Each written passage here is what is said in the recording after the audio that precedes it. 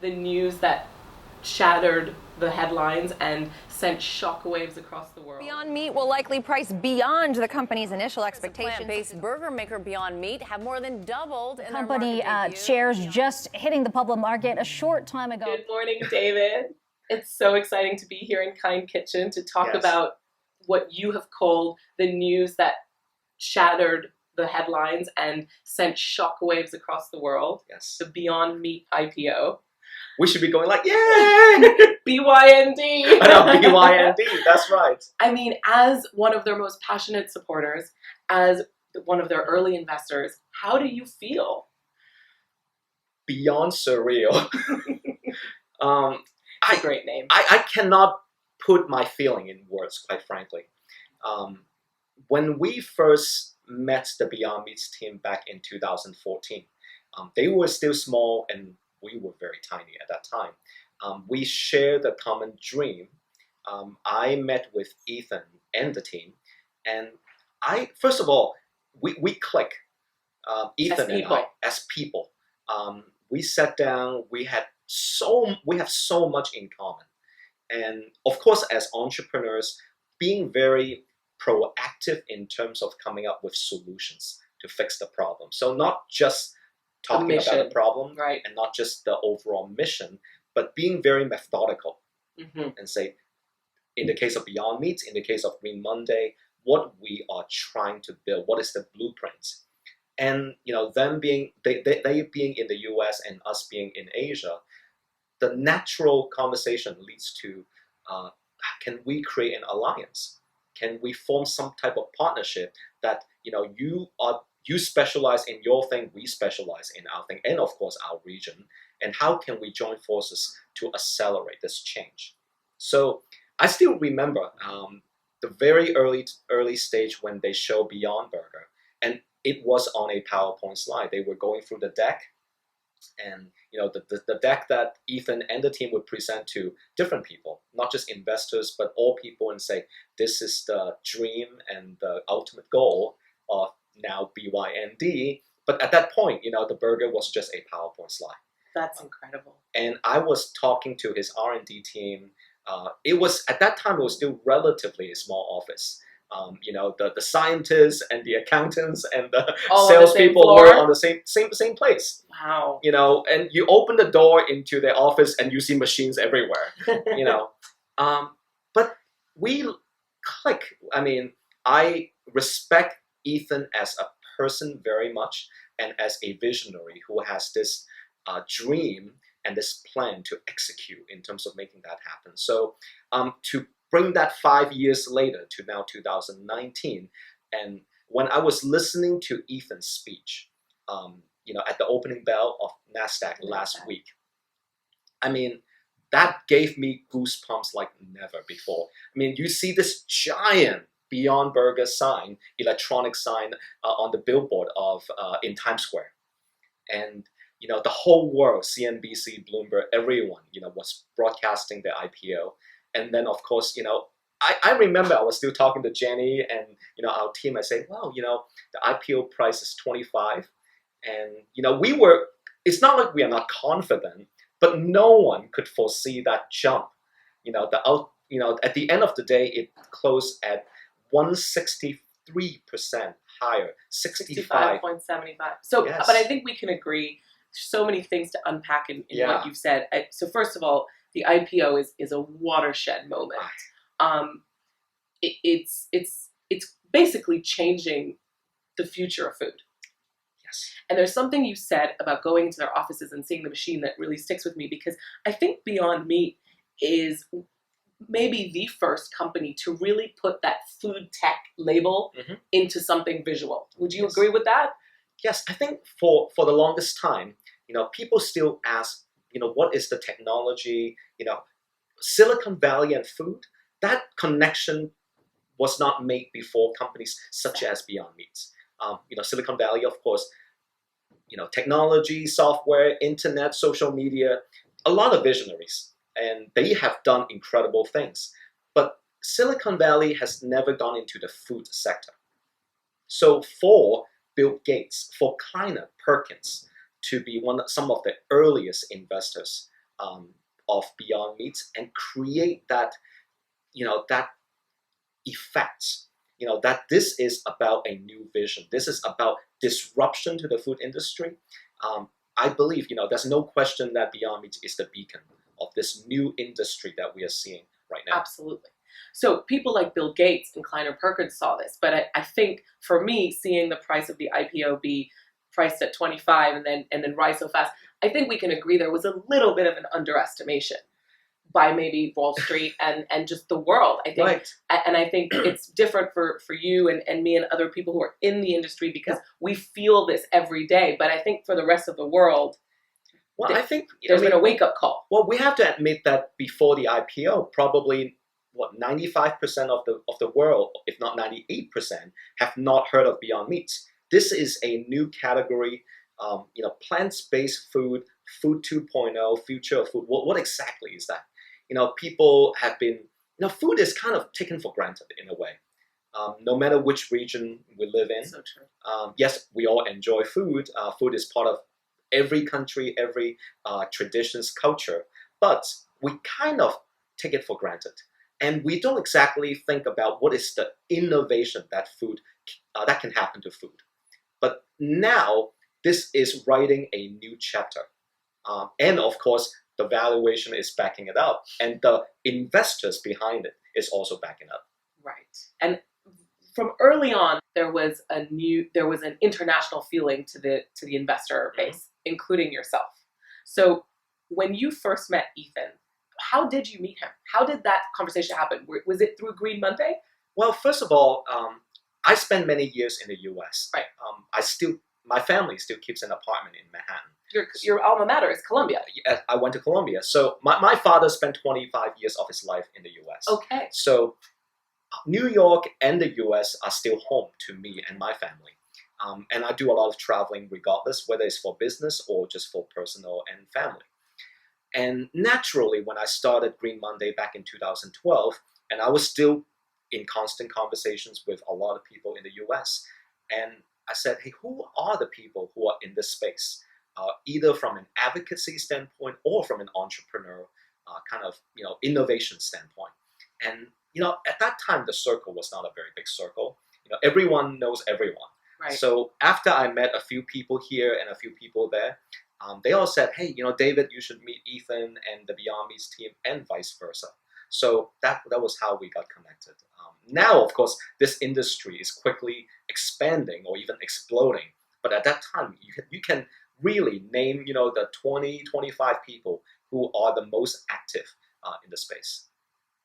And so when you first met him, did you already feel that kind of, this is the future, we need to be involved somehow?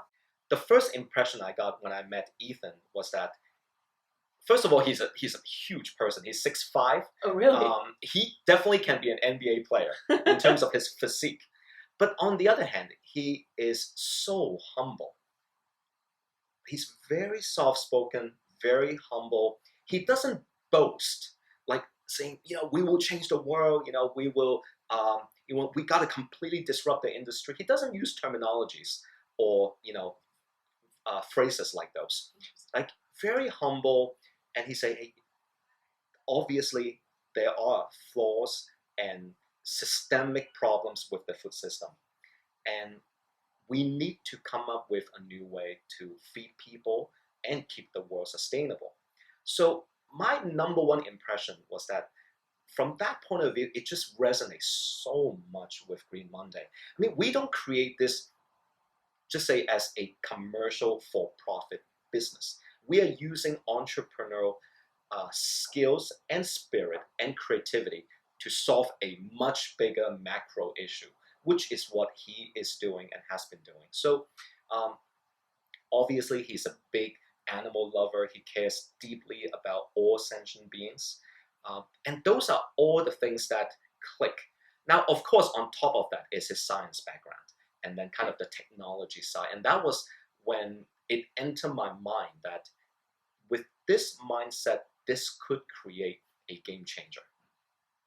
It's the combination of technological innovation and also the care and passion for this cause that we all believe we must do something about. which is climate change, animals, food system, the overall humanity. And I think that's what we're seeing right now is a big shift in how companies do business, and this idea that everything needs to have a purpose that is pro-humanity and pro the planet. Yes. I mean, we never talked about IPO at that time, like he dedicated himself like 2,000% to come up with a product. He always talked about how meat can be separated from animals.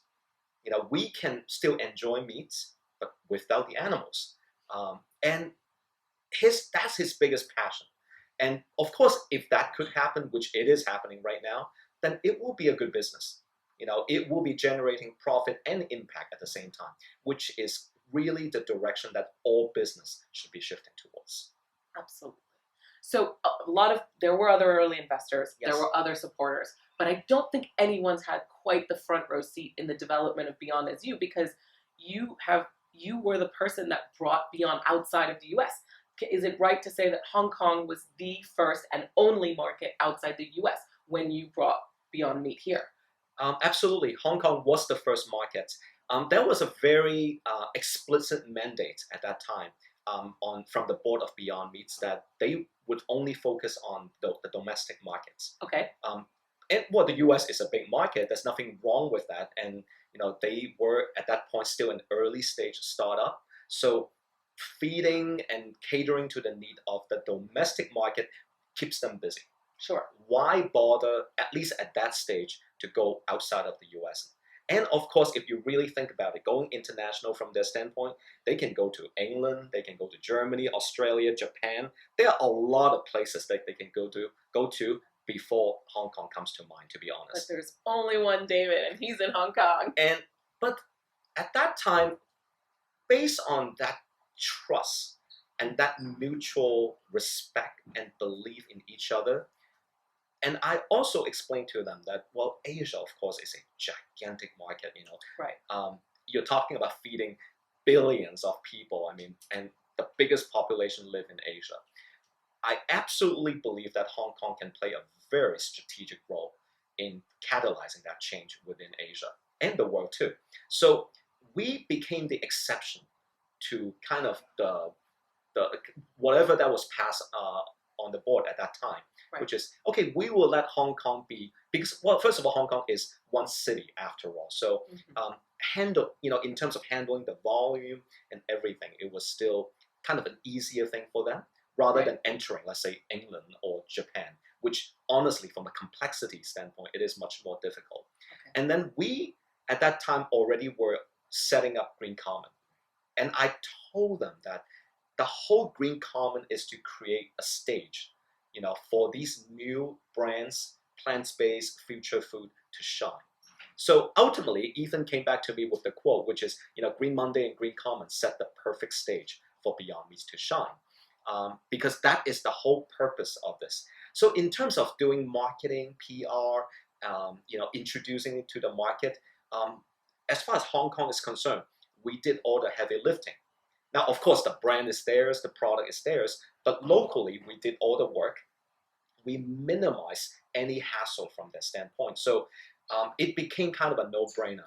And of course, as we roll out in Hong Kong, they realize the impact is much bigger than they thought. Right. And of course, Beyond Meats also entered the international stage because it has gone outside of the US as well. So it becomes a win-win. And you bringing them outside of the US gave it that global feel. We were the first market outside of the US. Absolutely. And going back again to what you said earlier, which is that you gave them a solution. There was a solution. There was Green Common. It's not that you were just saying we're gonna distribute your Beyond Burgers. It's like you were providing a retail solution, a marketing solution, a beautiful space from which for customers to discover the products. In my mind, when we set up Green Common, and of course the whole Green Monday platform overall, is we want it to be a one-stop solution for everyone. Now, from a consumer standpoint, coming to Green Common, whether you want to eat, whether you want to buy grocery, whether you like non-dairy milk, whether you like alternative protein, whether you want Asian food, you want Western food, doesn't matter. This becomes the one-stop place. Same thing for, let's say, Beyond Meat. we handle the the retail, the restaurant side. We do the marketing, the PR for them, and then after making the brand known with Green Common, the physical shop, then we start doing the distribution for them, not just in Hong Kong, but now in multiple regions in Asia. So we minimize their hassle, and of course we use our knowledge of and our understanding of the local market, because one of the very early things we did with, for example, the Beyond Chicken at that time was, in fact, that became the kind of the hero dish in Green Common before Beyond Burger was launched, was to use the Beyond Chicken to create Hainan chicken and spicy Sichuan chicken. Two of my favorites, yes. You Asianified. Yes. A very American brand, a very American product. I explained to them that yes, your product is a chicken strip, but here in Asia, we don't just put a chicken strip on top of salad. That's not how we consume chicken. You got to relate and translate that to the local palate and to the local culture. So these are all significant and very substantial value added that we bring to not just Beyond Meats, but many of our partners. Yeah. Tremendous creativity. In fact, right here, this cup of Hong Kong style milk tea, we work with Oatly to come up with this milk tea. I told them that yes, as good as the oat milk is, what is the #1 application of milk in beverage in Hong Kong or in many parts of Asia? In the case of Hong Kong, it is milk tea. So this, in fact, becomes the #1 best-selling drink in Green Common, and it benefits the brand. So collectively, we create a new definition of food for the market, and we help these brands accelerate their growth in this market way more than if you go through a distributor and then they have to hire a PR agency and then they need to work with a lot of other different stakeholders in order to get the words out. With Green Monday, and I think that's what's so unique about your offering. You've got you've got the advocacy through Green Monday, you've got the retail solution, you've got the B2B solution, and then there is this added je ne sais quoi of the creativity of really taking these products and giving them an Asian identity, which it's not, that has incredible value, and that's why this story is so special. Right. Beyond Burger, one of the sauce that we put on Beyond Burger is the teriyaki sauce. Again, it's like the McDonald's Shogun burger. That's what when my husband first tasted that burger, he's obsessed with your teriyaki burger. He said, "This is my childhood. This is when I had this Shogun." It's exactly like the Shogun burger, and only somebody Asian would connect with that. That's an Asian moment. So even though the patty is clearly the Beyond Burger patty, but what you do on top with it is still requires a lot of culinary creativity and local customization. We don't just put tomato and lettuce and cheese or vegan cheese on top.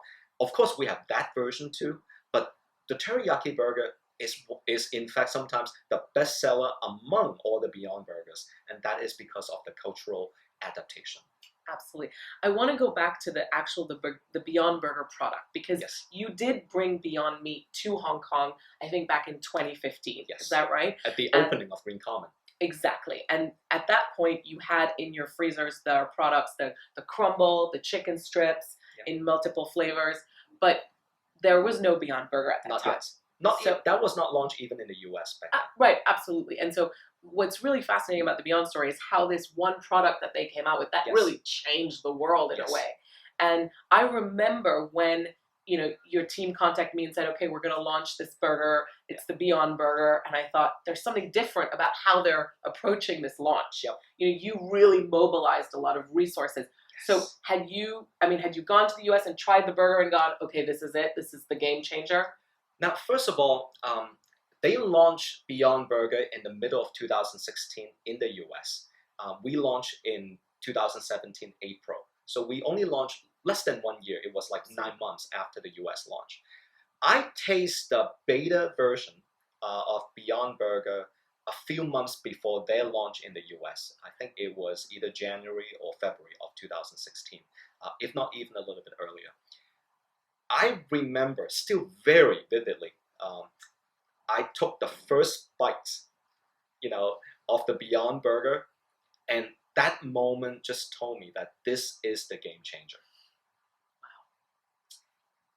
The meatiness, the whole feeling. The bleeding. Yes, of course, you know, from raw to cook, you know, the bleeding, the sizzling, of course, the, you know, everything about it, the full experience. And then when I took the first bites, like, I almost cried. I love that. I remember walking out of their office, you know, after the meeting and after the tasting. I sat in the car and I sat there for at least 5 minutes just to collect my thought and just to say, what the heck happened?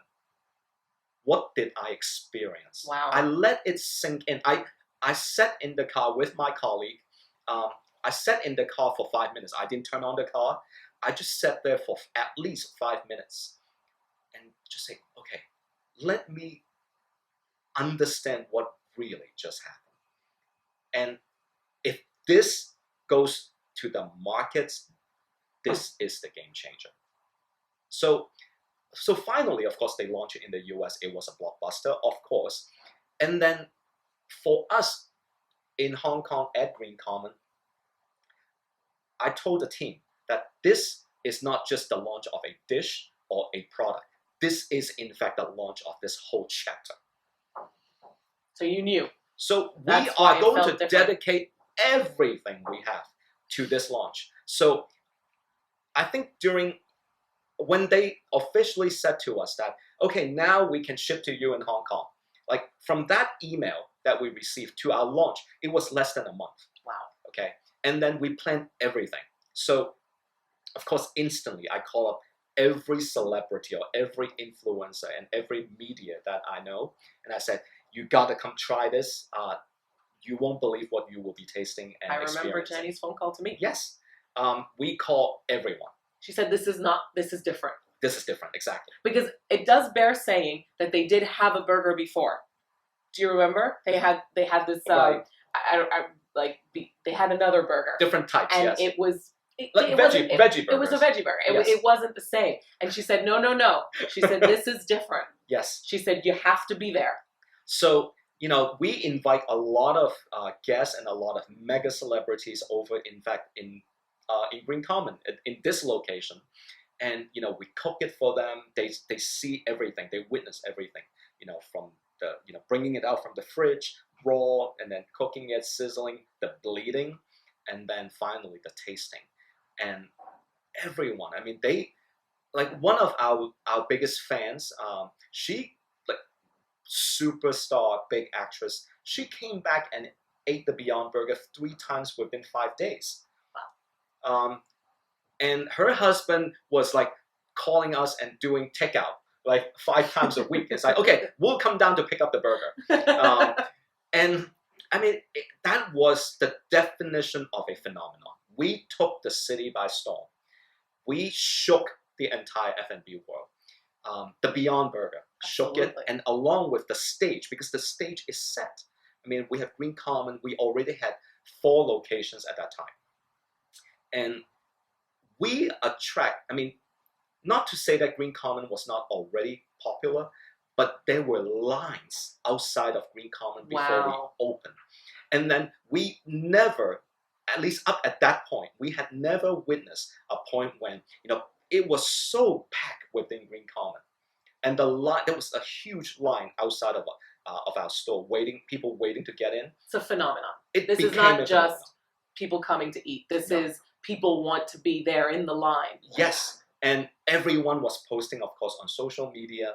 Now, there are already, you know, even besides kind of the millennials and the young generation, there are a lot of people who have been vegetarian for a long time, you know, because they're Buddhists or for cultural reasons. And quite frankly, I mean, it has never happened that vegetarian food is exciting or becomes a citywide or global phenomenon.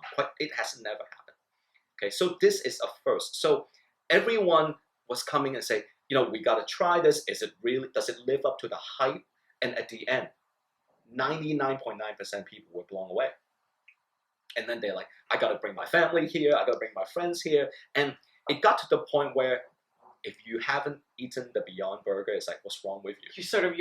You're out of the zeitgeist. No. You know, you're not. It's cultural. It's like pop culture. Yes. You know. Green Common, in terms of our business, no question. I mean, that was the watershed moment for us, because for the longest time, people still did not get what Green Common is about. They thought we are just, kind of a more modern-looking vegetarian Or health food shop or something like shop, that. and that's it, right? Okay, so a lot of people, I mean, of course, over the last 7 years, and over my entire life anyway, but over the last 7 years, I mean, everyone is a skeptic, everyone is a naysayer, and when we opened Green Common, frankly, I mean, there were people who either, explicitly or not so secretly just saying, we'll see how long this lasts. They were betting that we would not last for more than, let's say, 2 years, and especially because we are opening at such prime locations in Hong Kong. We're talking about Harbour City, Alexandra House, and Landmark. Of course, the rent is not cheap. So that is unprecedented. And for us to open that aggressively, people thought we were nuts. David, what's wrong with David? It's okay, even if you believe in this, do you have to pour money in? Because ultimately for them, it's like, it's like 99% doom. A lot of people ask, are there any precedents of something like Green Common in the world, which is, shopping, dining, vegan, vegetarian destination? I think you're the first.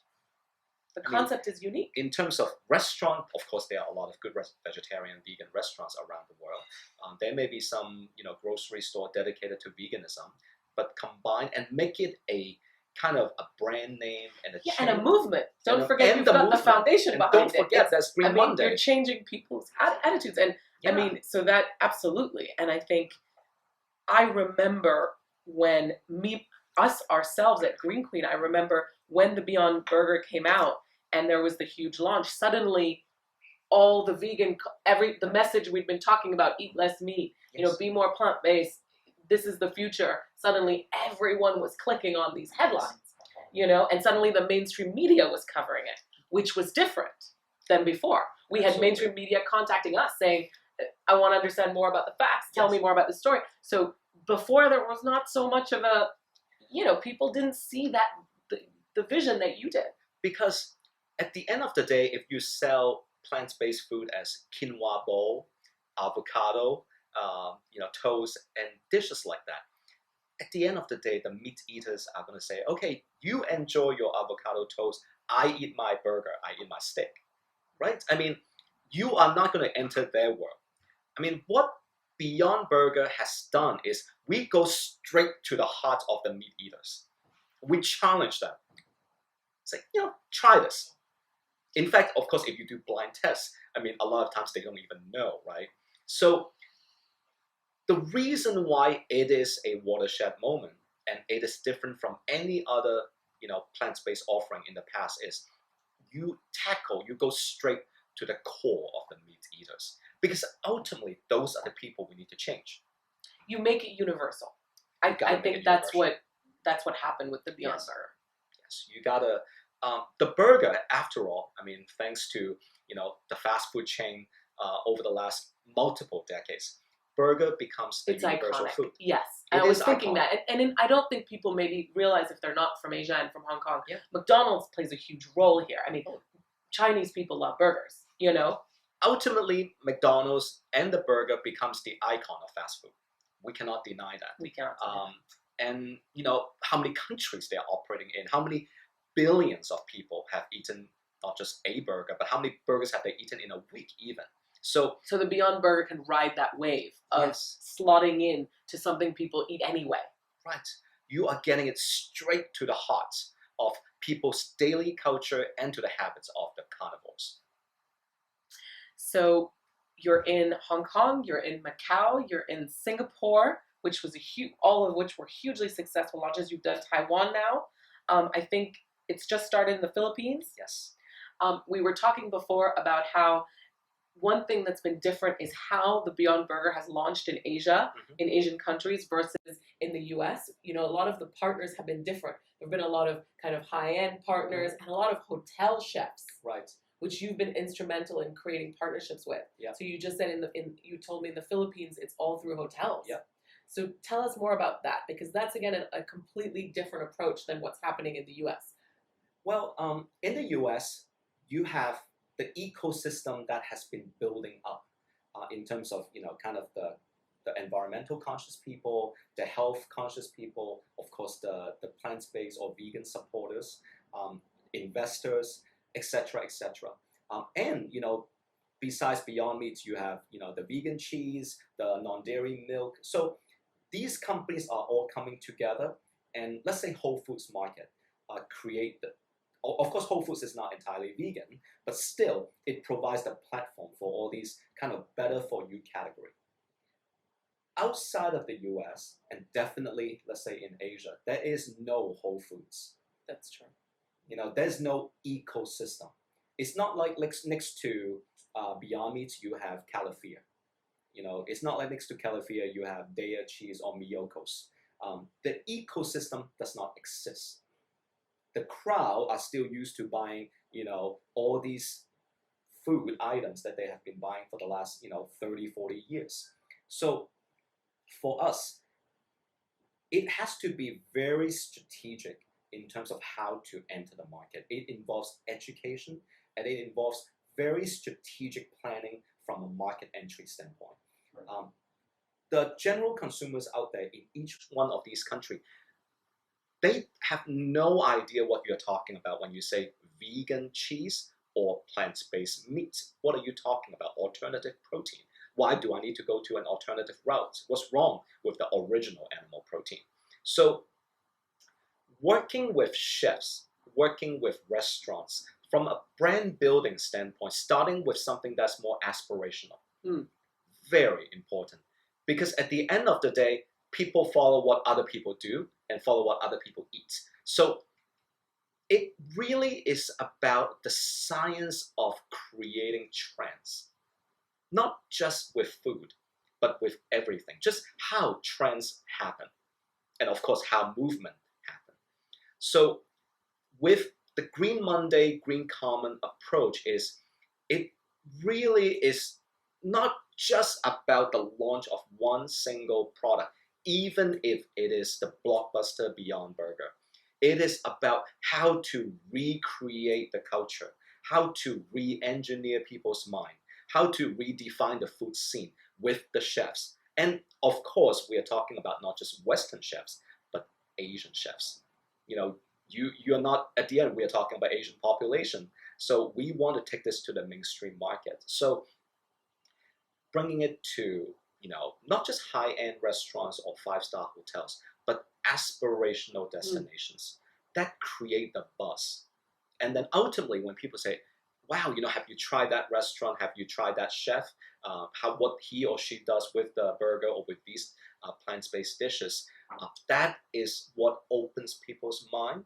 And eventually changes behavior. Yes. Which is what the whole mission is. And then people say, oh, you know what? I want to buy this and cook this at home. So the change, there are different steps and phases of the change. The first, if you just put it, I told all these brands from day one, which is, if you just put Beyond Burger on the shelf of a regular supermarket, I mean, I'm sorry to say, but other than the hardcore, vegan followers, you will not get any traction in the mainstream. You won't.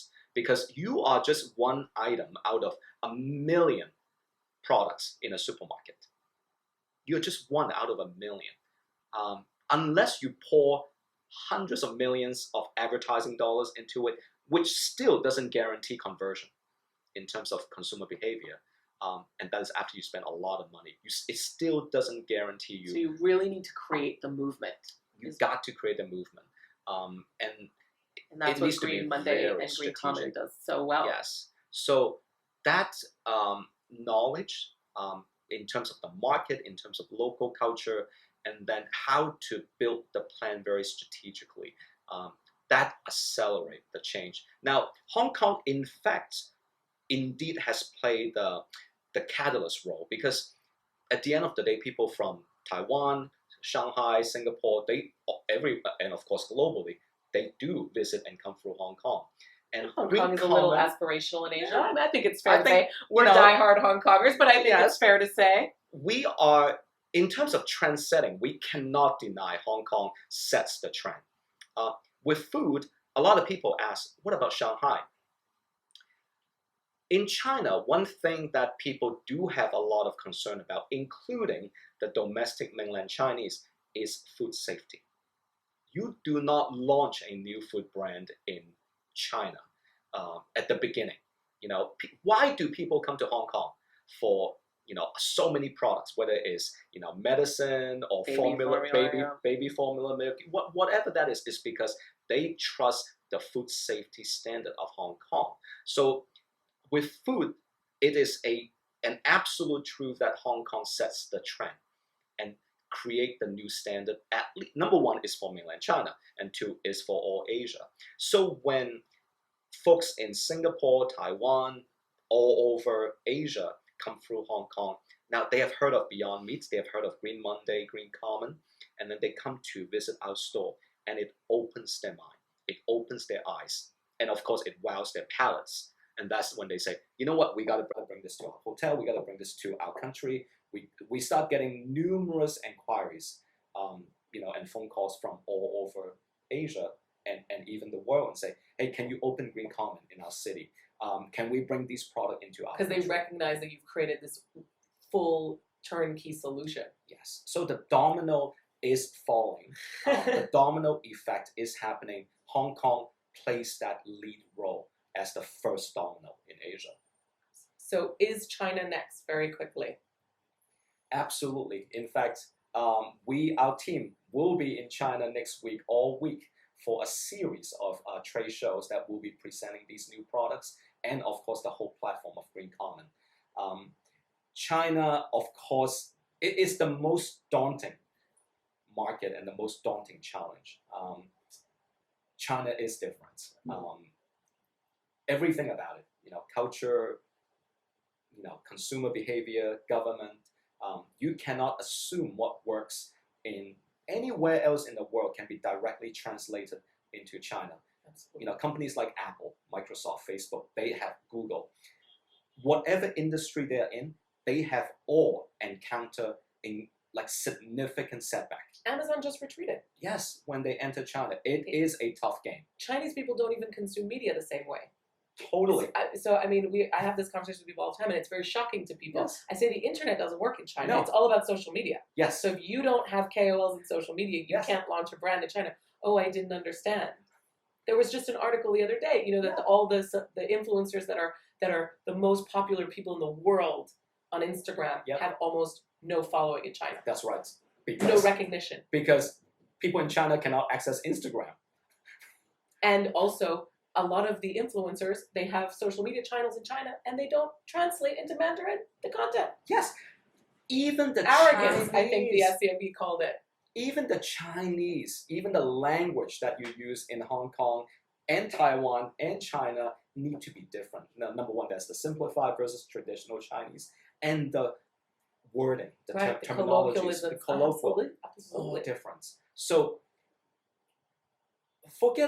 honestly, for foreign companies to try to enter China, even me as a Chinese person, I was born in Hong Kong. I do a lot of traveling. I live in Shanghai for a couple years. It is a different world. So you've approached it with a lot of care. So you've been working on it for a while, my understanding is. A lot of people, have asked us, hey, when are we going into China? Quite frankly, Green Monday has been around for 7 years, Green Common for 4 years. Every week, sometimes every day, we get that question, which is, when are you taking this into China? And I always say, we are planning. The reason is because you got to do it right. If you do the launch wrong, whether it's from a timing standpoint, from a whatever approach standpoint, you don't want to screw up and then redo it, and maybe the market doesn't give you a chance to redo it. So, but this year, 2019, second half of 2019, we will be bringing these products, and we will be doing some pretty big launch, either in end of Q3 or in Q4. Super exciting. Yes. So that is keeping the team wow. super busy That's and gonna crazy. talk about some shockwaves. That's gonna send Yeah. another shockwave through the world. Because at the end of the day, China's population is one that is suddenly starting to eat a lot more meat, and we need to decelerate that. So First of all, we're talking about 1.3, 1.4 billion people. And they are eating like the other countries or the developed countries right now. In fact, even more. It is a status symbol for a lot of them. You know, they see, you know, eating all these exotic or extravagant meals is a sign of their wealth, is a sign of their status. And Chinese culture also has this now becoming a very bad and clearly not sustainable practice, which is they like to over order.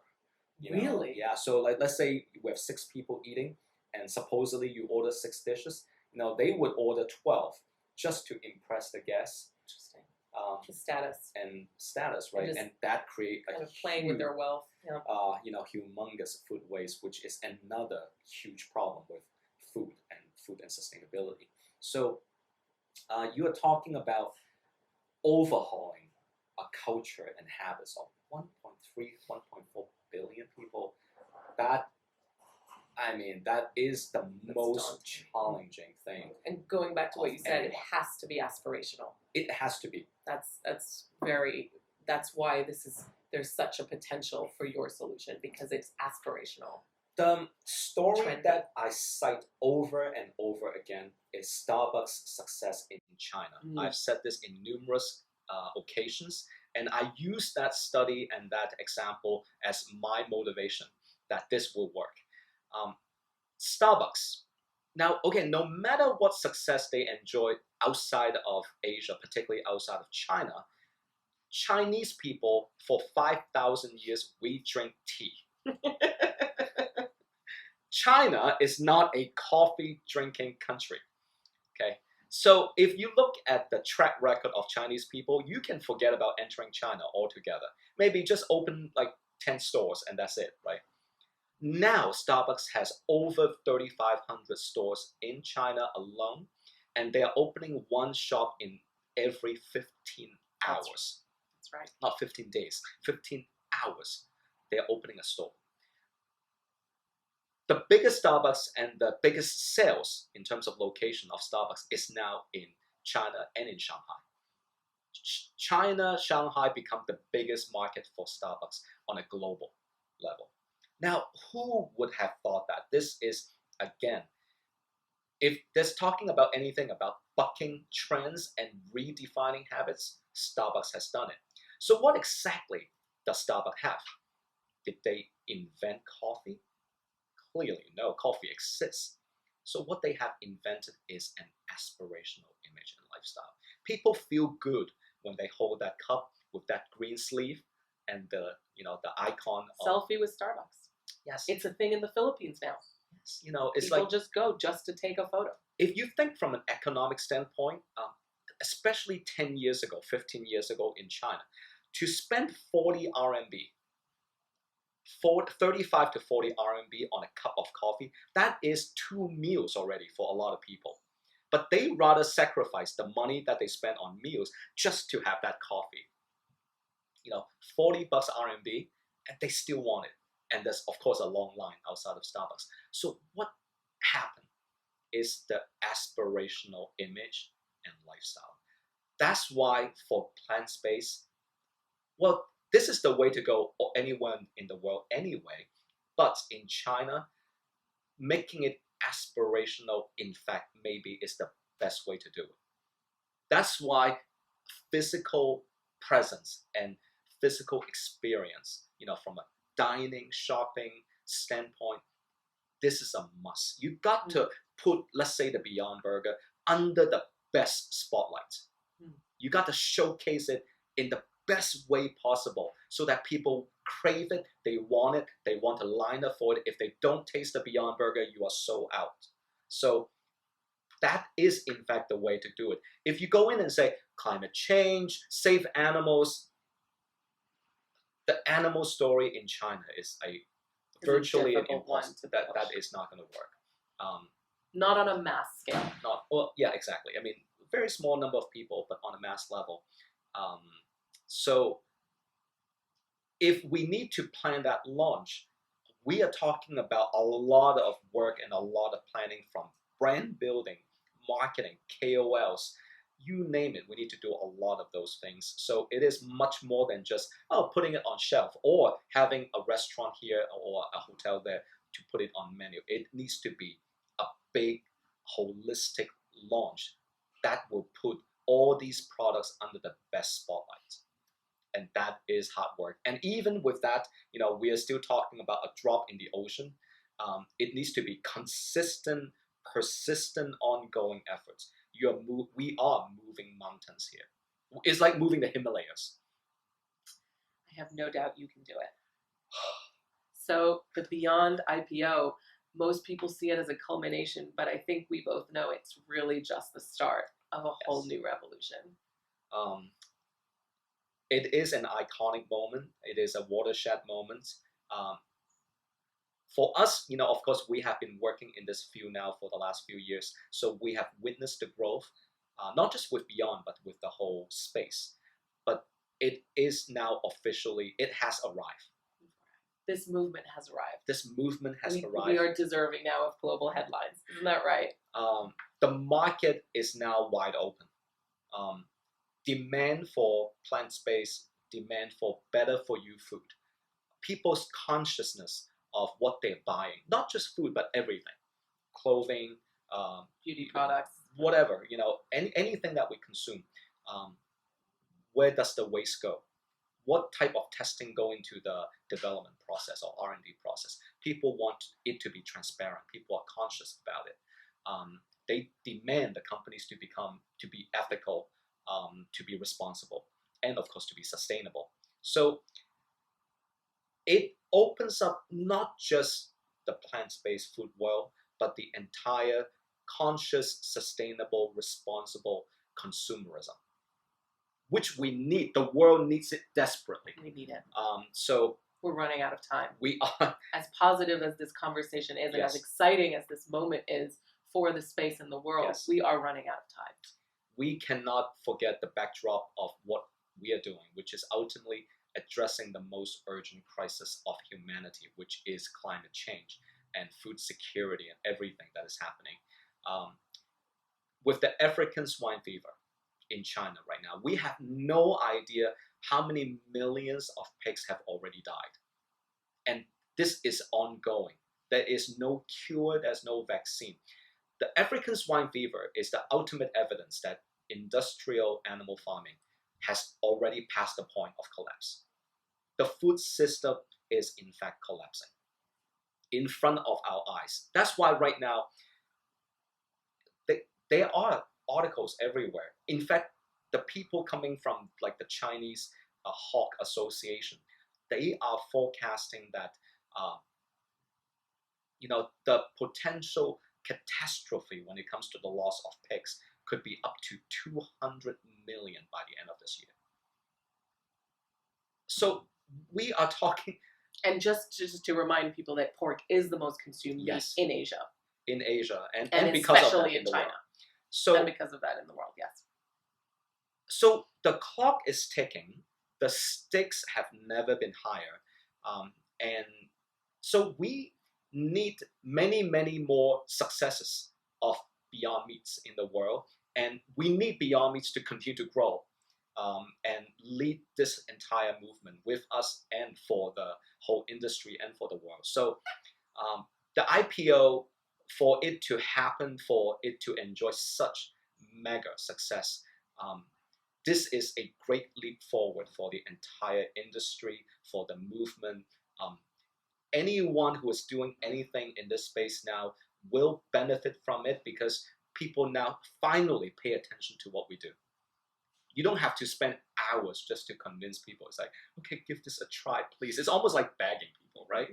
I mean, now they are coming to you and say, hey, have you tried this? Have you tried that?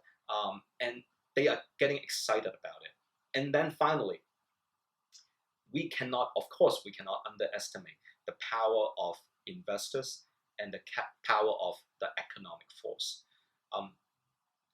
I say this also a lot of times, which is China 20 years ago versus now, obviously, is a completely different world. It's Unrecognizable. like unrecognizable.